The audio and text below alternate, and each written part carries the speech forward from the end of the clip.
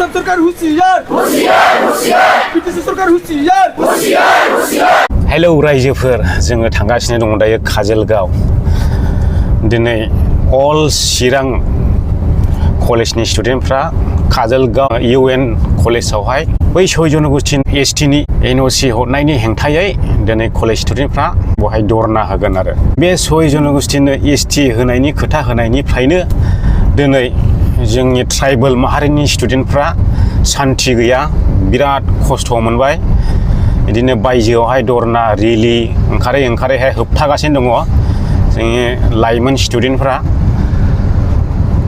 जोंबो दुखु मोनदों बिथांमोना मेंनाय गैया बानाय गैया दिनैहाय STखौ होबथानो थाखाय धरना रेलि लाबाय थानो गोनां जादों ना जानाय थिग दं ना लोंनाय थिग दं ना थाखा फैसायानो दङ थांलाय फैलाय गारि भारा ओरै ज' बिथांमोना बिराद खस्थ' खालामनानैहाय रेलि खालामगासिनो दङ आरो STखौ होबथानो थाखाय दा जोङो थांगासिनो दङ नायलांबाय थादो नोंथांमोना जोङो मोनसे पिस रेलि जोङो लादोंमोन बे पिस रेलि लानायाव थाङै जोङो ओरैबायदि फरायसाफोरा बेयाव बाहागो लादों जोङो एक्सपेक्ट खालामदों गावनि मोनथायनि थाखाय बिथांमोना फैनानै बिथांमोना बाहागो लादों सोमावसारनाया ओरैबायदि सोमावसारनाय दावगानाया ओरैबायदि दावगालांनाय रेलिया ओरैबायदि जालांनाय थाङै थांबाय BTC गेट मोनबाय जेब्ला BTC गेट मोनो कमान्डो सानैसो दंमोन बिथांमोना पुलिस दंमोन बिथांमोना दरखौ BTCनि गेटखौ बिथांमोना फाननायनि उनाव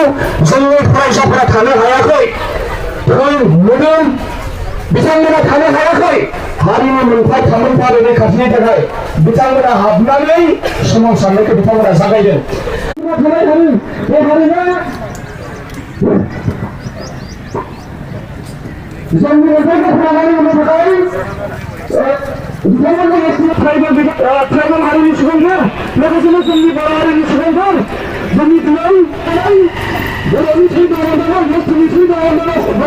राजखान्थिगिरि नङा धोरोमनि नङा संगठननि सासे सिख्ला बा दैदेनगिरि नङा दिनै आं सासे बर' लाइमोन आरो सासे ट्राइबेल लाइमोन बे हिसाबै आं नोंथांमोन जायफोर बर' लाइमोनफोरनि अनगायैबो जोंनि गासैबो खावलायनो लुबैदों नोंथांमोना जोंनि सोमावसारनायाव बा फरायसाफोरनि सोमावसारनाय बा जोंनि ट्राइबेल माहारिनि सोमावसारनाय बेयाव अरायसम बाहागो लालांबाय थानांगोन आङो बेखौ खावलायनानै आङो फंनैसो स्ल'गान होनो लुबैदों जय बर' हारिया जय बर' हारिया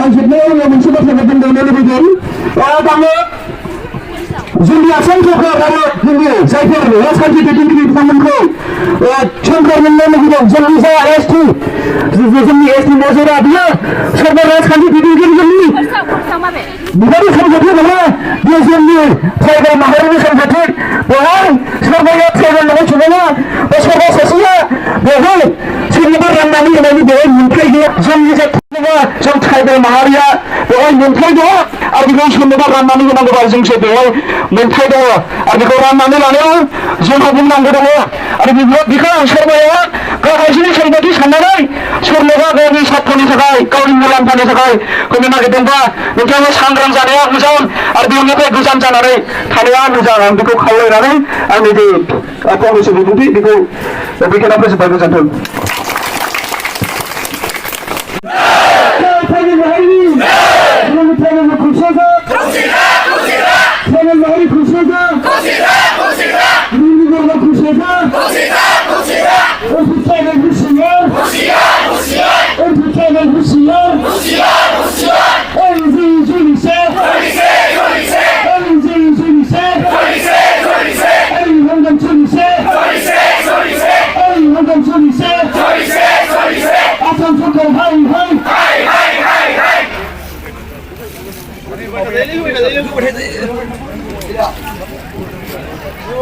गासैबो बिग्रायारि नोंथांनिसिम बेलासि समनि बयनिसिम आंनि गाहाम हामलायनायखौ जासिहरनाय जाबाय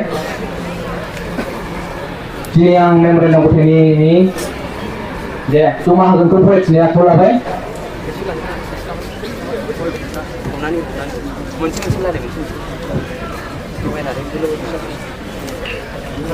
to Ministry of Travel of India. Third, the Deputy Commissioner, Sirang District. The 2nd December 2025. Subject: requested for clarification of the proposed declaration of Sikh scheduled tribal state for Sikh communities of Assam. Respected Sir, we the tribal student of the Bodoland Territorial Council, Sirang would like to respectfully submit his resignation regarding the recent proposal to grant Sikh scheduled tribal ST status to Sikh communities of Assam. In protest against this proposal, we are also counting a peaceful demonstration protest against the government at Khajalgaon UN Brahma College, Sirang.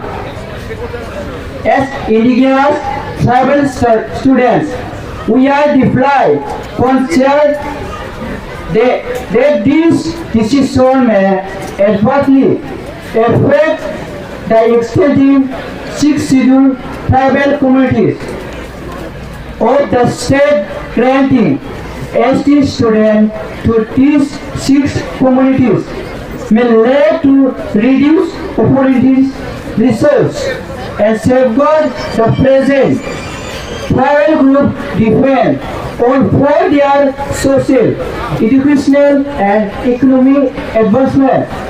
Therefore, we strongly request you to kindly reconsider and cancel the proposed declaration of ST status for the Sikh communities in order to protect the right and interest of the existing tribal population of Assam. We shall be grateful for your kind attention and program action in this matter. Thank you, Vice Chancellor, tribal students of Sirang District, PTC Assam.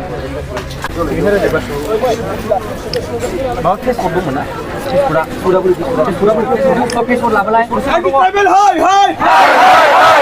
Anti-tribal high! Anti-tribal go back! Anti-tribal go back! Assam Sarkar होशियार! Assam Sarkar होशियार! PTC Sarkar होशियार! Assam Sarkar होशियार! Hamid Bisharma go back! Hamid Bisharma go back! Assam government go back! Assam government go back! That Hamid Jinay! That Hamid Jinay! Anti-tribal go back! Anti-tribal go back! Anti-tribal high! Anti-tribal high! Jai Guru Haryana!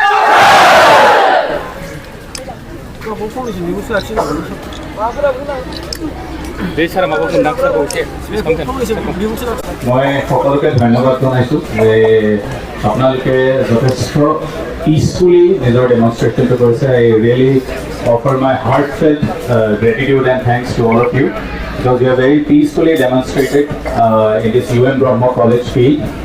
And now that I have received the memorandum, so I would like to request you to kindly vacate the ground and end the protest. আপোনালোকে যাতে যি প্ৰতিবাদ কাৰ্যসূচী হাতত লৈছে সেয়া প্ৰত্যাহাৰ কৰিবলৈ মই অনুৰোধ জনালোঁ। ধন্যবাদ।